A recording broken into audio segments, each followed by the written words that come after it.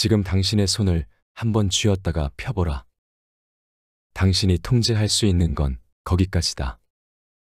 인생은 그런 것이니 뜻대로 안 된다고 고민하지 마라. 당신에게 질문 하나를 던지고 싶다. 당신은 행복한 감정을 1000억에 팔 것인가? 단, 파는 즉시 당신은 1000억을 가질 수 있지만 앞으로 영원히 즐겁고 기쁘고 행복한 감정을 느낄 수 없다. 그렇다면 매일매일 분노, 실망, 불만 등 고통스럽고 부정적인 감정만 느끼며 살아가야 한다. 1000억으로 무언가를 산다고 해도 행복한 감정은 전혀 느끼지 못할 것이다.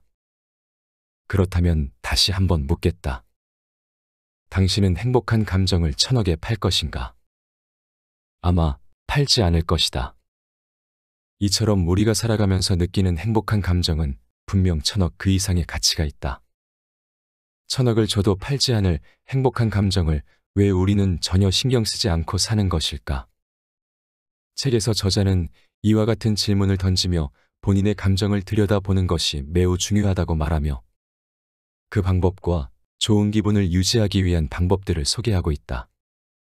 책의 내용을 살펴보자. 지금 눈앞에 있는 것에 집중하면 기분은 저절로 좋아진다. 동물의 뇌에는 스트레스 호르몬이 분비되고 있다. 다른 동물들이 공격할 때 위기를 감지하고 도망치기 위해서다. 그렇다면 우리 인간은 무엇에 공포를 느낄까?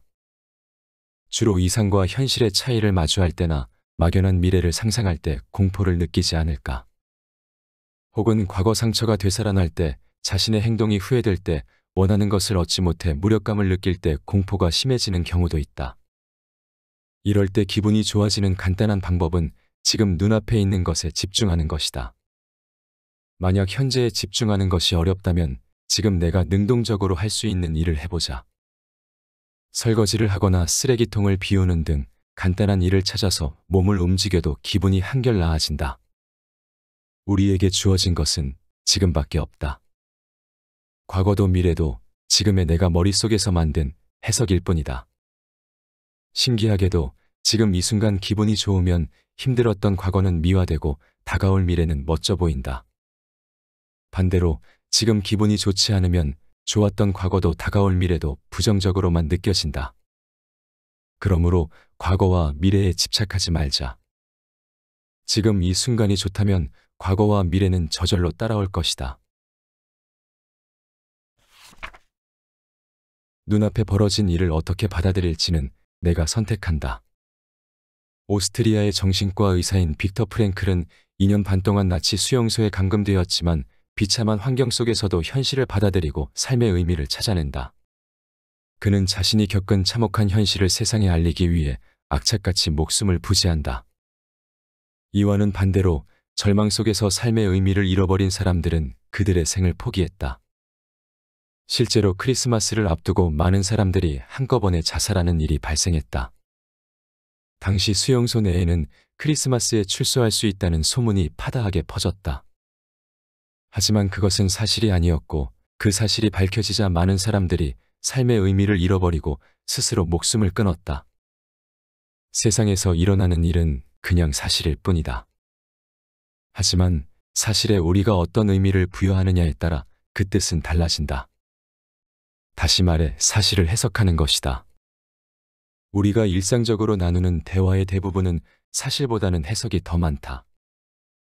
해석은 이 세상을 안전하게 살아가기 위해 갖춰진 뇌의 사고 기능 중 하나이기 때문이다. 사실과 해석을 구분하고 이를 우리 기분을 좋게 하는데 활용해야 한다. 많은 사람들이 흔히 내 기분을 결정하는 것은 주변 환경과 사람들이라 생각하지만 이것은 큰 착각이다. 기분은 주위 환경과 사람이 아닌 나 자신이 좌우한다. 무슨 일이 있어도 행복한 기분에서 벗어나지 않겠다고 스스로 다짐하는 것이 중요하다. 이럴 때 해석이 빛을 발한다. 이 기술을 잘 활용한다면 무슨 일이 생겨도 좋은 기분을 유지할 수 있다. 물론 살면서 언제나 좋은 기분일 수만은 없지만 하루 중에 80%는 행복한 기분으로 보내기를 목표로 삼아보자.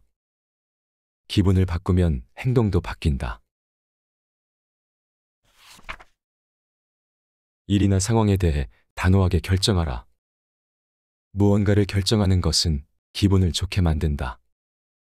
여러 가지 선택지 중에 하나를 고름으로써 망설임을 없애주기 때문이다.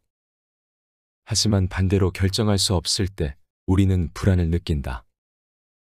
이러지도 저러지도 못하는 상태에 놓이기 때문이다. 불안이나 공포는 현재가 아니라 과거나 미래를 떠올릴 때 생긴다.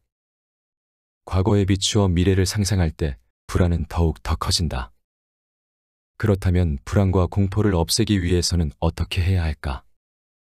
답은 간단하다. 과거나 미래를 떠올리는 시간을 줄이는 것이다.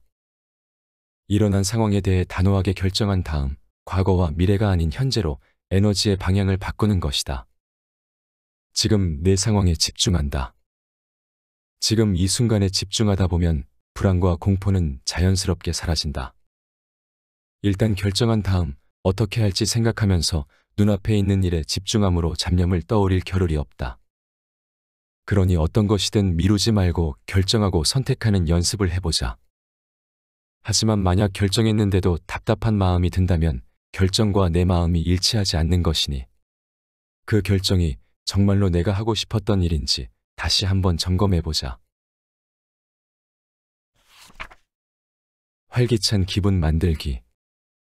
가장 기분 좋고 행복한 내 모습을 상상해보자. 이런 상황이라면 평생 기분 좋을 수 있을 것 같다라고 느끼는 장면을 생생하게 떠올려보는 것이다. 예를 들면 평온한 공간에서 주위 사람들과 웃으면서 즐겁게 서로 기뻐하며 활력 넘치게 일하는 내 모습처럼 선명한 장면을 머릿속에 떠올려보는 것이다. 뇌과학에 따르면 자신이 원하는 모습을 생생하게 상상할수록 뇌가 그쪽으로 행동을 이끌어준다고 한다. 자기 스스로 좋은 기분을 유지하고 싶은 마음이 강렬하면 감정이 격앙될 여지가 줄어든다. 그러므로 내가 스스로 행복해하는 내 모습에 집중하는 건 중요하다. 사실 기분 좋게 내가 원하는 내 모습을 유지하는 게 최고의 인생 아닐까. 멘탈이 강한 사람이 아니라 기분 좋은 사람이 인생의 최종 승리자이다. 우리가 매일 열심히 사는 이유도 한번 생각해보자.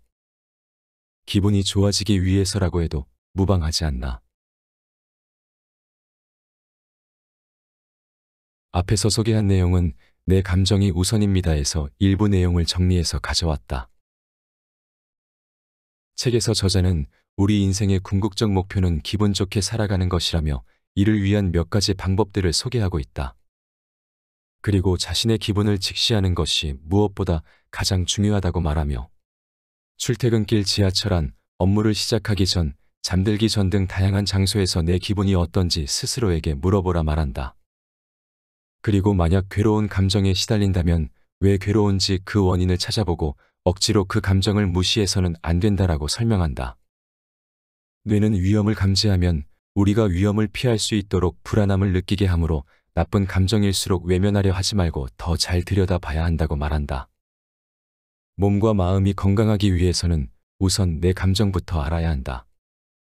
괴로운 감정을 무시하고 그 위에 긍정적인 사고를 덧칠하면 몸과 마음의 병으로 나타날 수 있다. 이제는 더 이상 나의 감정을 외면하지 말자. 나를 기분 좋게 만드는 일을 찾고 내 인생의 미션을 찾기 위해 스스로에게 질문을 던져보자. 오늘도 기분이 태도가 되지 않으려고 악착같이 버티는 당신에게 이 책을 권한다.